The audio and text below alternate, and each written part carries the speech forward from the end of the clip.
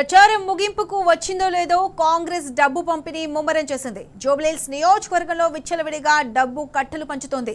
కాంగ్రెస్ కార్పొరేటర్లు డబ్బు సంచులు తీసుకుని గల్లీలకు బయలుదేరారు. ఓటుకు 5,000 అంటూ పంచుతున్నారు. ఓటమి భయంతో నిలువెల్లా వణికిపోతున్న రేవంత్ రెడ్డి కరెన్సీ కట్టెలిచ్చి కార్యకర్తలను తోలాడు. నోట్లతో ఓట్లు కొనే నీచ కుతంత్రానికి తెరలేపాడు. కమిషన్లు దండుకున్న డబ్బు గుట్టలు గుట్టలుగా ఉన్నట్లుంది. ఆ మనీ అంతా జూబ్లీహిల్స్ కు డైవర్ట్ చేస్తున్నాడు రేవంత్ రెడ్డి. కాంగ్రెస్ నాయకులు, కార్యకర్తలు, కార్పొరేటర్లు యథేచ్ఛగా గల్లీలో తిరుగుతూ ఓటర్లకు డబ్బు పంచుతున్నారు. ప్రజాస్వామ్యయుతంగా జరగాల్సిన ఎన్నికల ప్రక్రియను మనీ పాలిటిక్స్ గా మార్చేస్తుంది కాంగ్రెస్ పార్టీ. అధికార పార్టీ ఇన్ని అరాచకాలు, ఆగడాలు చేస్తున్నా అక్కడ ఒక పోలీస్ కానీ, ఎన్నికల అధికారి కానీ కనిపించడం లేదు. కాంగ్రెస్ పార్టీ ఇష్టారాజ్యంగా ఓటర్లను మభ్యపెడుతుంటే అడిగే నాథుడే లేకుండా పోయాడు.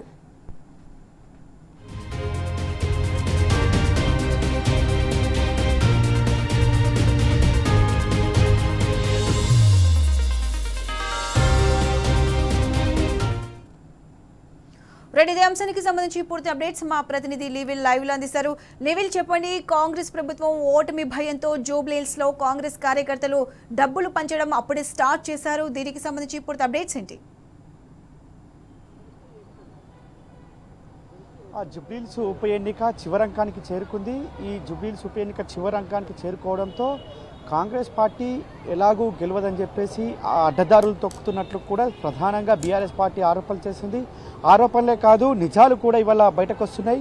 యథేచ్ఛగా డబ్బుల పంపిణీ కార్యక్రమం చేస్తుంది. మా కార్పొరేషన్ చైర్మన్లు కావచ్చు, ఎమ్మెల్యేలు కావచ్చు, మాజీ ఎమ్మెల్యేలు కావచ్చు, ఇతర ప్రజాప్రతినిధులంతా కూడా గల్లీల్లో తిరుగుతూ ఇంటింటికి 5,000 రూపాయలు పంపిణీ చేస్తున్న వీడియోలు ఇవాళ నెట్టింటా వైరల్ అయినాయి.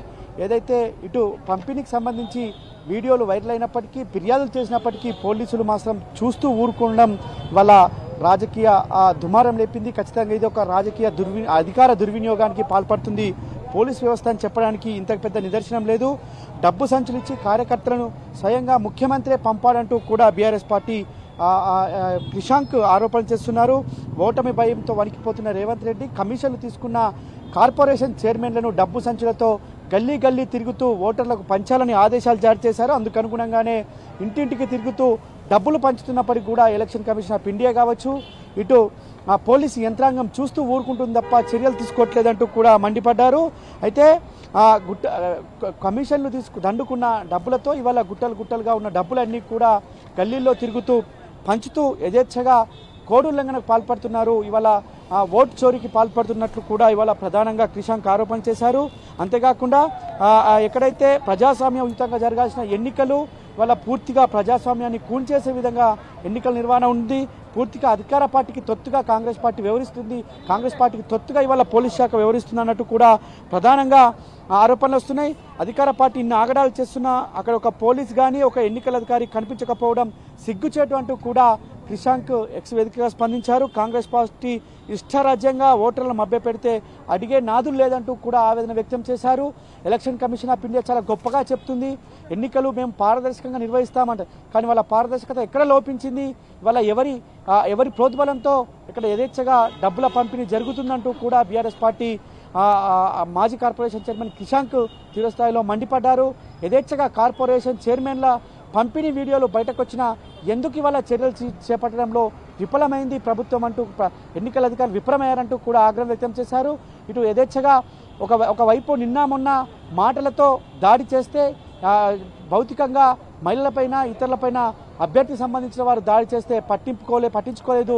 ఇవాళ డబ్బుల పంపిణీ చేస్తే కూడా పట్టించుకోకపోవడం దుర్మార్గమైన చర్యగా బీఆర్ఎస్ పార్టీ నాయకులు ఆరోపిస్తున్నారు. కాంగ్రెస్ పార్టీకి తొత్తులుగా ఎలక్షన్ కమిషన్ ఆఫ్ ఇండియా అధికారులు కావచ్చు, ఇటు పోలీస్ యంత్రాంగం కావచ్చు, స్థానికంగా ఉన్న అధికారులు కూడా వ్యవహరిస్తున్నారు. ఈ ప్రజాస్వామ్యం కూనైన రోజు అని చెప్పేసి కూడా బీఆర్ఎస్ పార్టీ చెప్తుంది.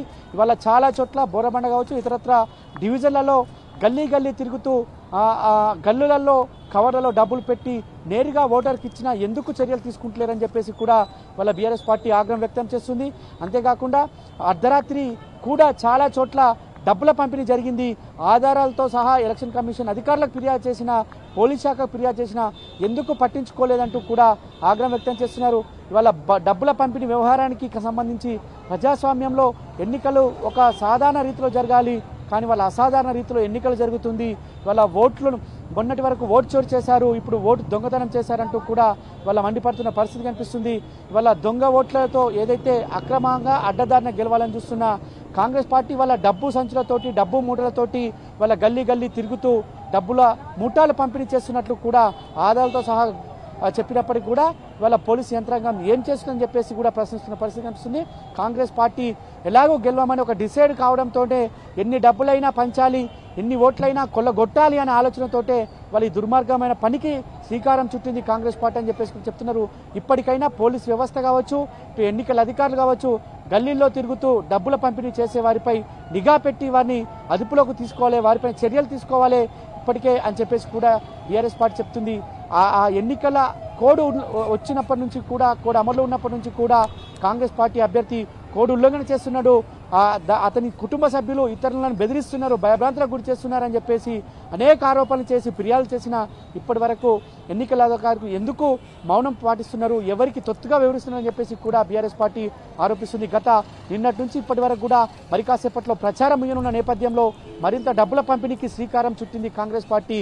ఖచ్చితంగా ప్రజాస్వామ్యాన్ని కూల్చేసే విధంగా కాంగ్రెస్ పార్టీ చర్యలున్నాయి. ప్రజాస్వామ్యంలో కాపాడాల్సిన హక్కు ప్రజాస్వామ్యాన్ని కాపాడాల్సిన హక్కు ప్రతి ఒక్కరిపైన ఉంది, పోలీస్ వ్యవస్థపైన ఉంది, ప్రధానంగా ఎన్నికల అధికారులపైన ఉంది. ఎన్నికల అధికారులు ఎందుకు చూస్తూ వ్యవహరిస్తున్నారు అని చెప్పేసి కూడా నిలదీస్తున్నారు. ఇప్పటికైనా కేంద్ర ఎన్నికల సంఘం కావచ్చు, రాష్ట్రంలో ఉన్న ఎన్నికల అధికారులు ఈ జూబ్లీహిల్స్ నియోజకవర్గం పైన కాంగ్రెస్ పార్టీ చేసే కుట్రను, కాంగ్రెస్ పార్టీ చేసే డబ్బుల పంపిణీని అరికట్టకపోతే ప్రజాస్వామ్యం కూనవుతుంది. ఖచ్చితంగా దీనిపై ఎంతకైనా వెళ్తామని చెప్పేసి కూడా బీఆర్ఎస్ పార్టీ చెప్తున్న పరిస్థితి కనిపిస్తుంది. Pratyusha. Right level. Thanks for the live updates.